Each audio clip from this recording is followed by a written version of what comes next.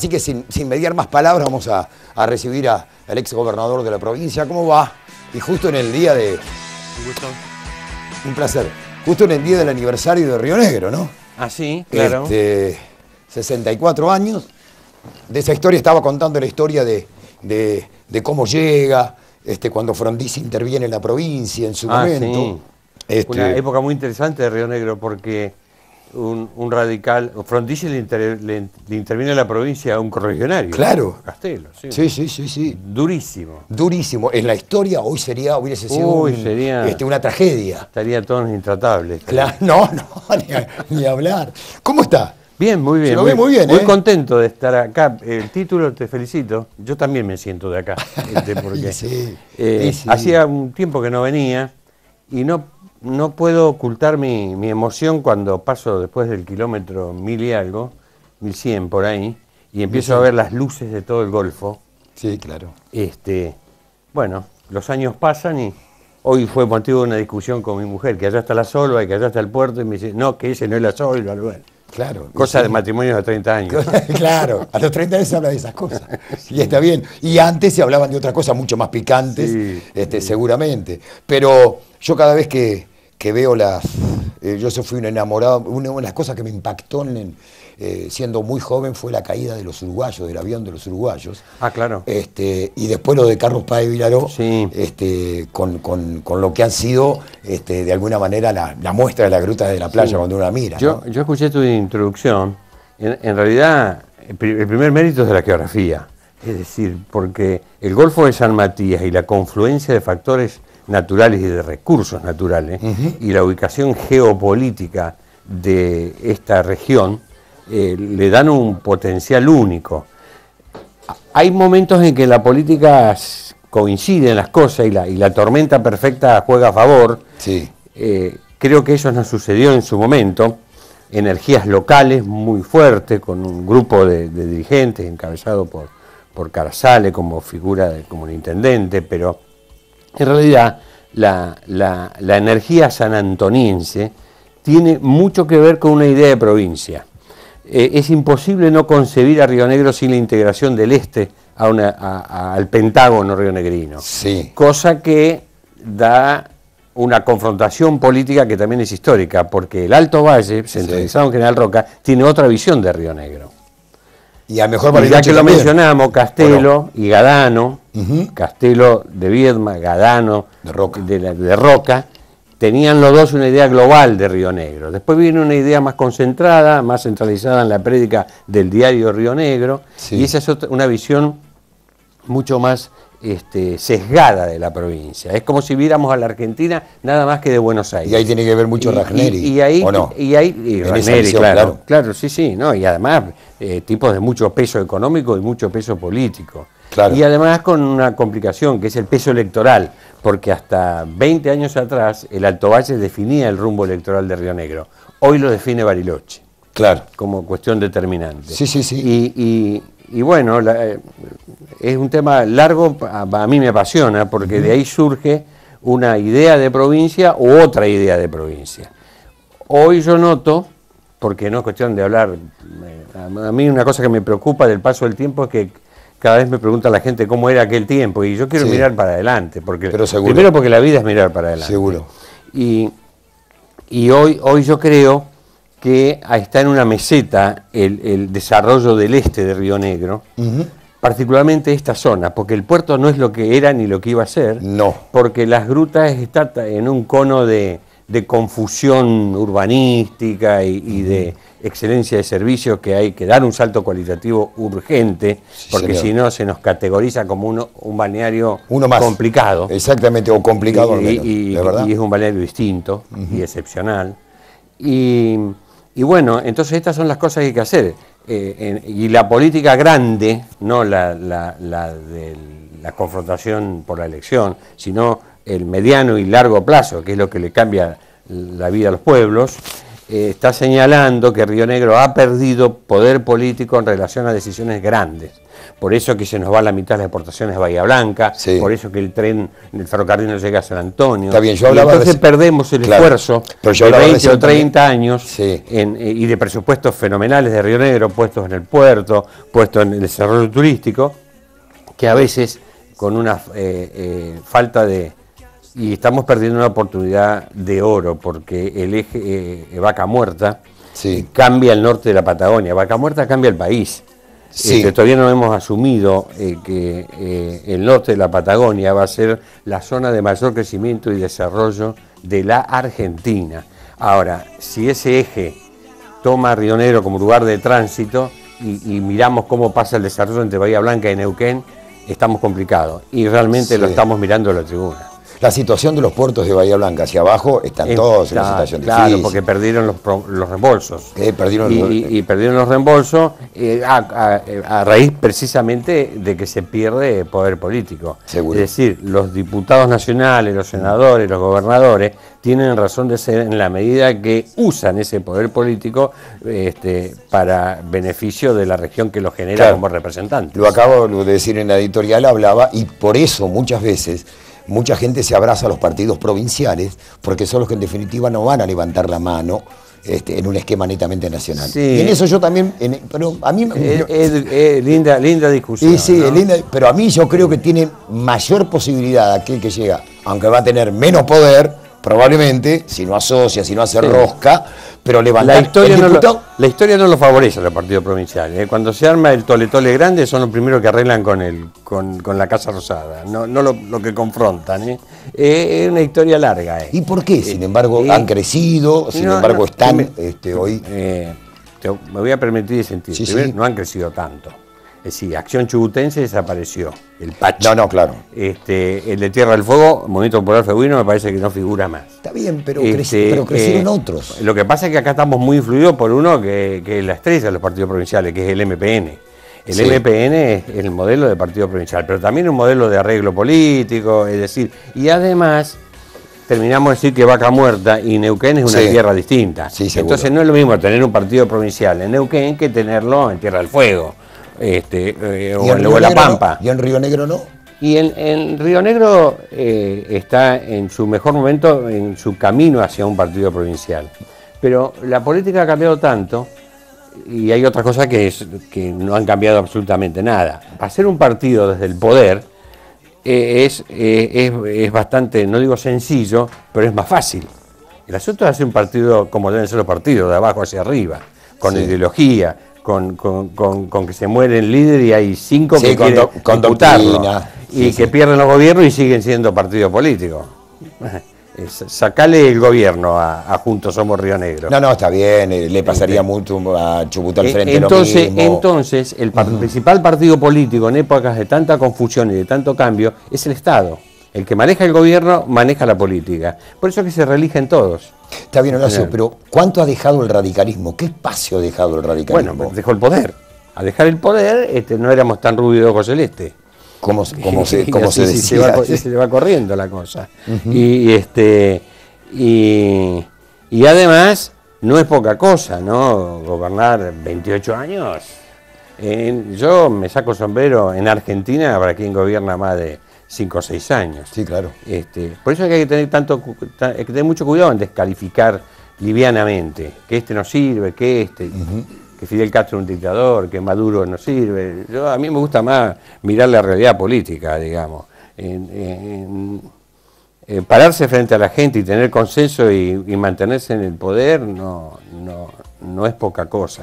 Horacio, ¿cuál ha sido la visión que ha tenido en la conformación de que ha sido Cambiemos con la Unión Cívica Radical, con los radicales? Cambiemos con la Unión Cívica Radical. Bueno, yo creo es muy complicado no perder el eje y la esencia de los partidos políticos, más con semejante cambio, porque a veces no nos damos cuenta, el mundo está inmerso en un cambio fenomenal, las relaciones de poder, las relaciones de pareja, la amistad, todo está sometido a un cambio fenomenal. Es impensado que la política no sea modificada.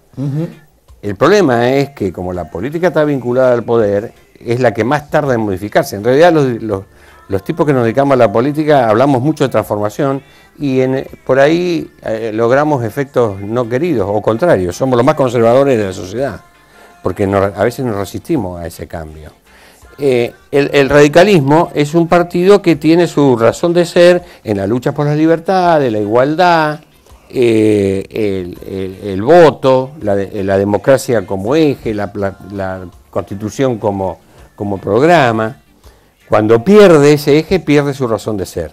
Entonces cuando el radicalismo se liberaliza, se corre al centro derecha, pierde su esencia. Eso le sucedió, por ejemplo, cuando De la Rúa convoca a Cavallo, para hacer un ejemplo burdo. Claro. Eso sucede. Obviamente no voy a meterme a analizar los más partidos. Quiero decir que a Cavallo lo hizo famoso el peronismo, que es otra cosa. Exactamente. Que es otra cosa difícil de digerir de la doctrina peronista, ¿no? Bueno, lo mismo sucede con el radicalismo con Cavallo. El problema es que el kirchnerismo termina siendo un fenómeno político tan abarcador y tan avasallante que ahí, ¿cuál era el eje del radicalismo? El radicalismo tenía que trabajar para terminar con la perpetuidad, de la búsqueda del poder permanente del kirchnerismo. Sí. Por eso cuando el radicalismo va a Gualeguaychú, creo que recupera su eje, defiende la libertad, defiende la alternancia de poder, la igualdad, la complicación que tenía la Argentina se iba a un turno más de kirchnerismo modificado en la figura de Scioli, por ejemplo.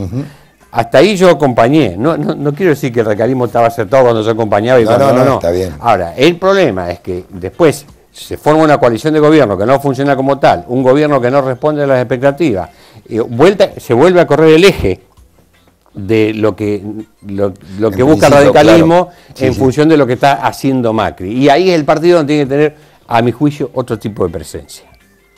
Al punto que la presencia del radicalismo no alcanzaba para parar el deterioro del gobierno. Y el gobierno, bichamente, tuvo que echar mano a ensanchar la base con hombres del peronismo que 90 días antes descalificaban por ser responsables de 70 años de deterioro. El otro día escuché una cosa muy graciosa en la radio que decía que el macrismo defenestró al peronismo por 70 años y resulta que va a buscar un peronista de 70 años para arreglar el problema del macrismo. ¿Cuál ha sido la relación con Pichetto?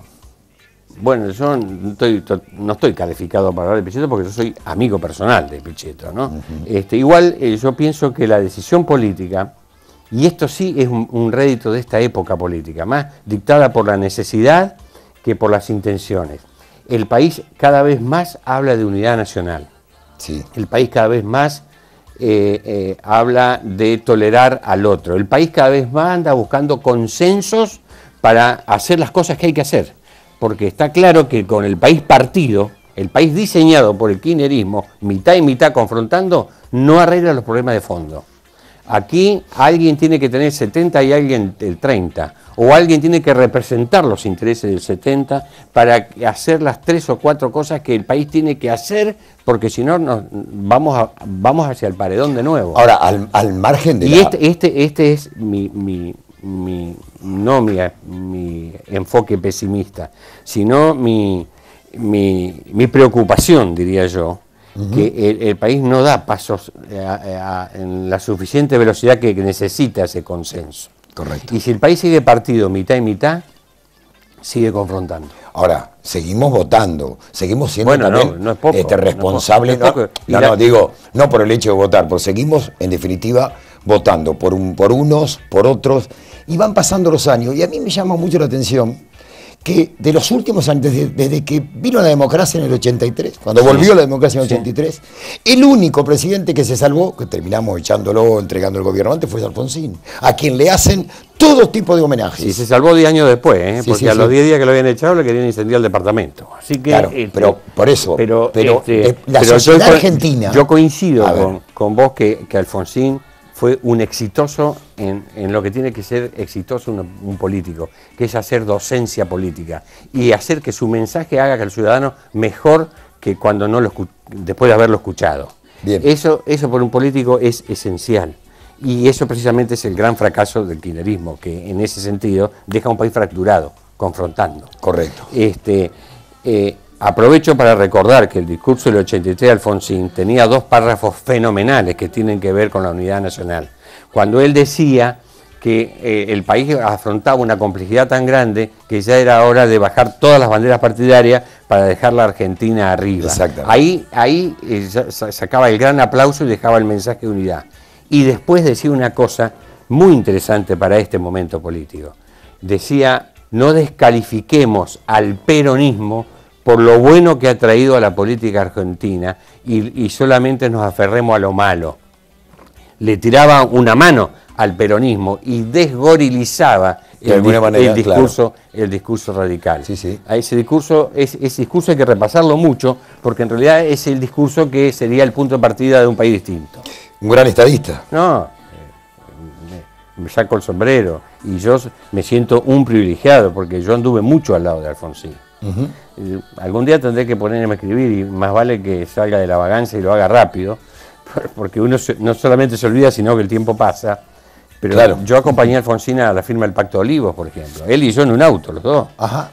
En esa foto que están les cuento caminando. Esa foto es anterior, es cuando él le da el mando a Menem. Esa foto que te referís vos. Sí, están de atrás y van caminando los dos. Cuando firmamos el pacto, se firmó el Pacto de Olivos, éramos 6 de cada lado, 6 radicales y 6 peronistas. No sé si voy a acordarme de todos los radicales, pero estaba Verón Garay, Alfonsín, estaba Castillo, el que era gobernador de Catamarca, estaba yo, puede haber estado Jarolaski. José Genú, presidente de senadores, y Baglini, presidente de diputados. Éramos los 6. Y del lado del peronismo estaba Murguía, que era senador por Santa Cruz, presidente del bloque de senadores. Estaba García Lema, que era el que escribía. Estaba Corach, estaban los 2 hermanos Menem, y estaba Matzkin. Ajá. Éramos los 6. Fue uno de los momentos más importantes, yo tengo la lapicera. ¿Ah, sí? Sí. Hay una cosa que no le he contado mucho, pero que la voy a compartir con ustedes. Sí. Alfonsín ya tenía un pequeño temblequeo en sus manos, producto de la edad. Menem saca la lapicera para firmar el pacto. Y Menem, que es un riverplatense y un gallina confeso, tenía una lapicera azul dorada, o sea, con los colores de Boca, pero una lapicera francesa, dorado. Creo que es de oro. Y una lapicera de marca. Se la da a Alfonsín, y Alfonsín, por el momento, en lugar de sacarle el capuchón, la empieza a desenroscar y la desarmó. Claro. Entonces yo le pongo la mano arriba y le digo, permítame, presidente. Yo siempre le he dicho a Alfonsín presidente, aún estando el presidente de la nación ahí. Y yo me pongo a armar la lapicera para empezar a firmar. Y Matzkin saca su lapicera, una Mont Blanc negra, y la da y se firma con la lapicera de Matzkin. Cuando terminamos, yo había armado la lapicera y lo voy a saludar. Estamos todos muy tomados por el momento. Sabíamos que era una cosa histórica la que estábamos haciendo. Claro. Y cuando lo saludo a Menem, le muestro la lapicera. Yo consciente de que le habíamos dado la reelección, entre otras cosas, la posibilidad de reelección, le digo, esta me la quedo, presidente. Y Menem, que tiene fama de tacaño, de dar pocas cosas, en eso dicen que es muy parecido a Perón, me dice, por supuesto, Horacito, quédatela. Y ahí la tengo yo, la lapicera, en los líos que tengo que ordenar en mi casa. Qué lindo. Y termino con esto. Sí. Cuando íbamos, nos empezó a perseguir Crónica TV. Era el único que se habían enterado que íbamos. Y llegamos 15 minutos antes a la residencia. Íbamos a llegar 15 minutos antes. Y como estábamos 5 cuadras, le digo a Alfonsín, presidente, le digo, vamos a firmar el pacto que la mitad está en contra y la mitad seguramente no va a estar en contra. Si encima abre la posibilidad de la reelección a Menem y llegamos antes, la prensa nos va a matar. Tenés razón. Y le dijo al chofer, seguí derecho y pasamos el largo. Anduvimos como 30 cuadras más lejos para llegar 5 minutos tarde. Qué cosas, ¿no? Que trastienda. El doctor Horacio Masachesi, ex gobernador, hablando y contándonos algunas anécdotas que no había contado, como como el quedarse con la lapicera. Para nosotros, la lapicera de la firma, la lapicera de Menem, pero además era del Pacto de Olivos, que era pero muy importante. De aquella, porque no puedo dejar de preguntar, volver hacia atrás, miremos hacia adelante, pero hay que volver hacia atrás. De aquella imagen de las grutas que dice, bueno, la decisión política está de que sea el balneario de los rionegrinos. Sí. O sí o ahí. No, yo hablaba de la costa. Porque en realidad creo que hay que hablar de la costa. Lo que pasa es que la vedette de la costa es la gruta. Claro, pero sí de un corredor. Sí, claro.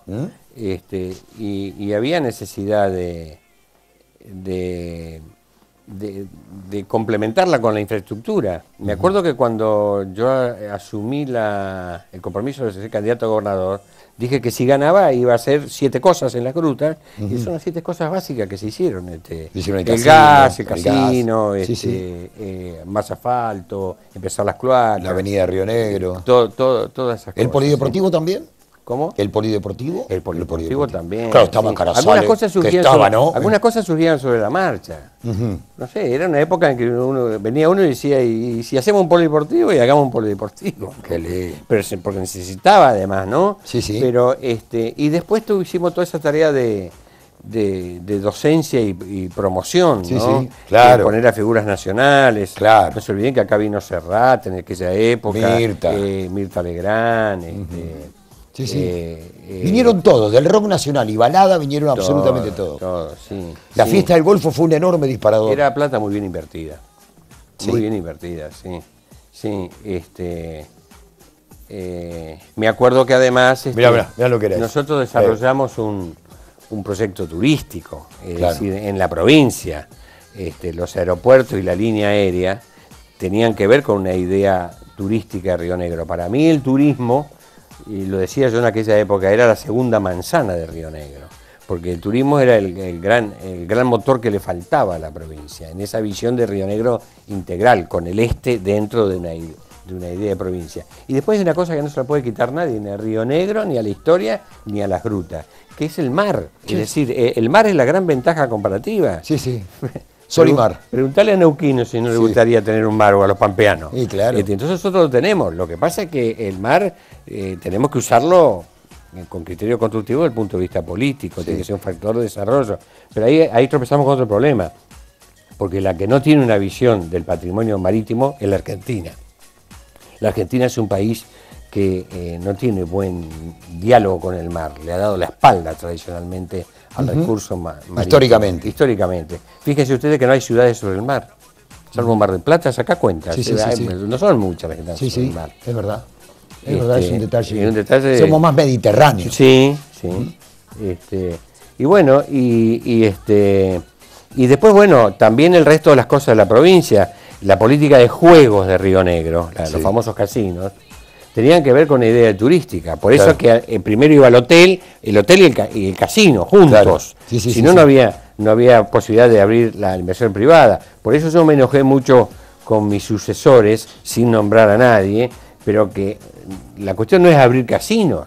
La cuestión es tener una idea de para qué son. Exactamente. Una cuestión turística. Río Negro, en ese sentido, para mí es un exceso lo que ha pasado. Río Negro tiene 11 o 12 casinos, con 600, 700 mil habitantes. Es como si hubiera 200 casinos en el Gran Buenos Aires. Claro. No tiene razón de ser. En comunidades de mucho trabajo. No puede haber casino en Jacobacci. Y lo hay. No sé si yo hubiera puesto casino en Chuele, no lo hubiera puesto. Son lugares de trabajo, de esparcimiento, no tienen que ver con el turismo. Seguramente. Es solamente ponerle un impuesto. Claro. Horacio, hay... El único casino que hice sin criterio de idea turística es el de Cipolletti. ¿Por qué lo decidí hacer en Cipolletti? Porque se nos iba una escuela por mes en cantidad de plata a timbear a Neuquén. Entonces había que poner esa barrera. Y además funcionaba como etapa del viaje a Bariloche.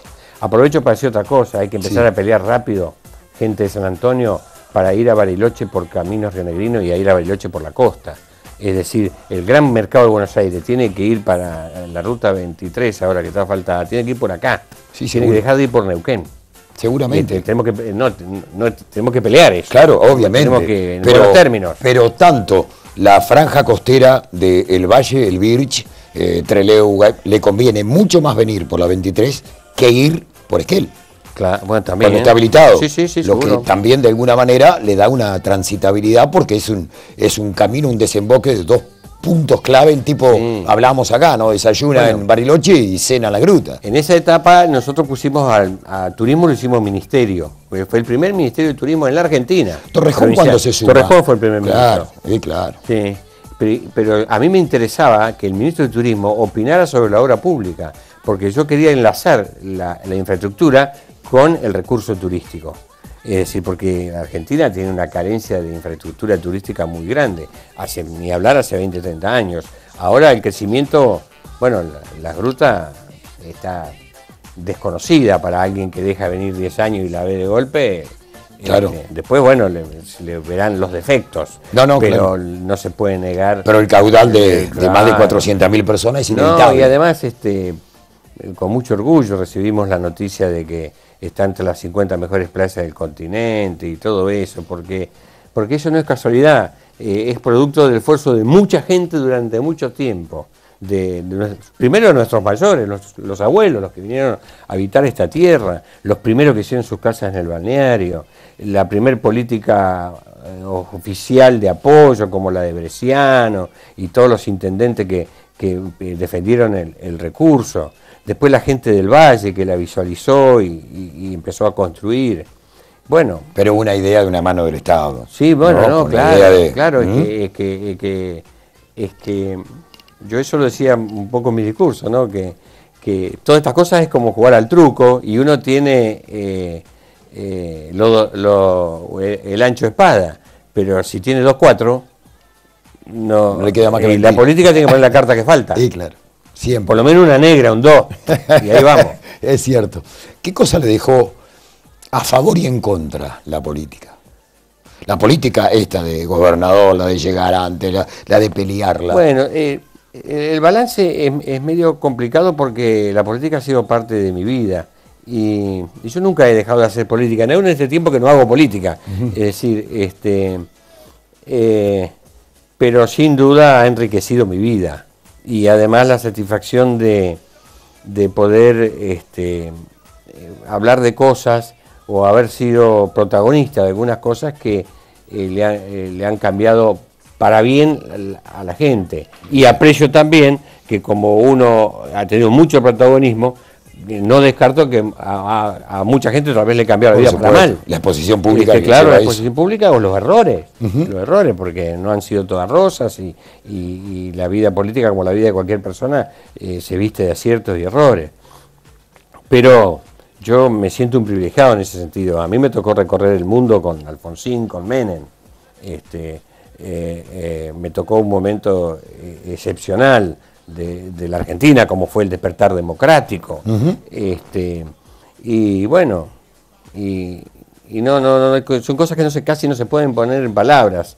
Andar por la ruta que uno ordenó construir, claro.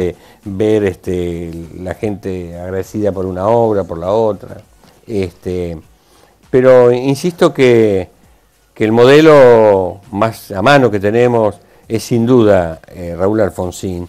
Y me gustaría que si algún día hay que recordarme, se me recuerde también por las ideas y por la docencia política, más que por algún ladrillo que hace sombra. No, pero seguramente. Y ese ladrillo que hace sombra fue un antes y un después. Bueno. Después de eso. Sí,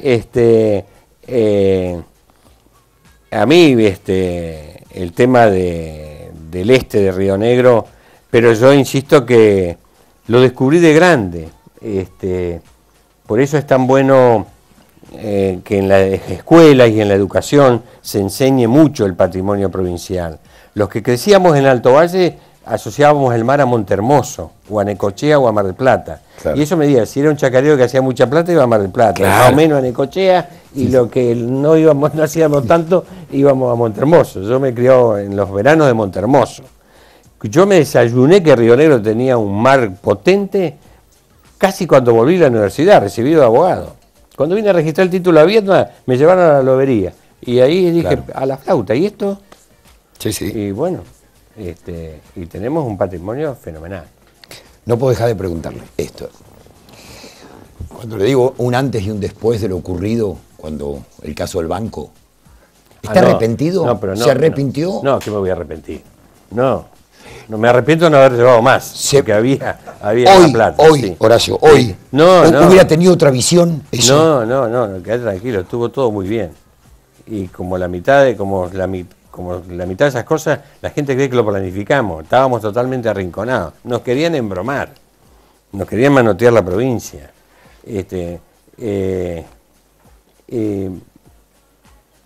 Pero bueno, ese es un antes y un después. Por eso. Ese es un antes y un después. Guardando la distancia, ¿no? La otra vez que yo escribo algunos artículos de vez en cuando el gobernador Beretinec decide ir por el tercer mandato y dice voy yo, rompe el cuadro político previsible, de tal manera que desarma a la oposición, y son ese tipo de decisiones que tienen ese condimento de marcar una etapa. Que pueden salir bien y pueden salir mal, ¿no? Cuando salen bien, el que es responsable es un ganador y un exitoso. Y si sale mal, a lo más probable es que termine procesado y preso. Así funciona en la Argentina. A mí me gusta recordar una situación de Julio César, que cuando Julio César se rebela en las Galias y decide no darle bolilla a Roma, tiene que decidir si cruza o no el río Rubicón con sus legiones, porque si se cruzaba el río, Roma ya tenía la señal de que iba a hacerse emperador y iba a sacar a todos los que estaban. Y César está como un mes tratando de tomar la decisión. La soledad del líder que decide, y sabe que es su apuesta máxima. Y que de ahí depende todo. Que de ahí depende todo. Sí. Entonces viene un general y le dice, César, ¿qué estamos esperando? Dice. Claro. Dice, si yo fuera usted, atacaría. Y César le dice, si yo fuera vos también atacaría, pero yo soy el César. Dice, claro. Así que la estoy pensando un poco más. Entonces, son esas decisiones que se toman totalmente en soledad. Sí. Y bueno, que después uno las puede novelar y todo lo demás, pero la necesidad a veces es dueña. No, entiendo. Las situaciones de la provincia. Con lo cual, para ponerle un poco de humor, no creo que Macri haya estado 6 meses pensando en llevarlo a Pichetto. Creo que lo decidió el lunes en la mañana. Claro. Me decías lo que y después me brillaba. No, ya habíamos hablado de Pichetto. En realidad hablamos de Pichetto. Él me dice, y en eso entiendo, soy amigo de él, por consiguiente, queda excluido obviamente de cualquier comentario. Ojalá sea para bien, y ojalá sea para bien la decisión de Cristina Fernández también, y mejore el debate, y haga más constructiva la confrontación política, y dure nada más que lo que duran las elecciones. Es un país casi ideal, a la Argentina le va a costar mucho llegar a esa situación, pero bueno, mientras avancemos hacia eso, bienvenido sea. Ha sido un placer. Bueno, gustazo, un saludo muy grande a la gente de acá. Y gracias por lo hecho por las grutas. Y le pido disculpas si les robé el tiempo a tus posteriores invitados. No, al contrario, si ya estamos bárbaros. Nos vamos a la pausa, ya volvemos en un ratito. Es hora de que la juventud tenga más espacio. Por supuesto, está muy bien eso.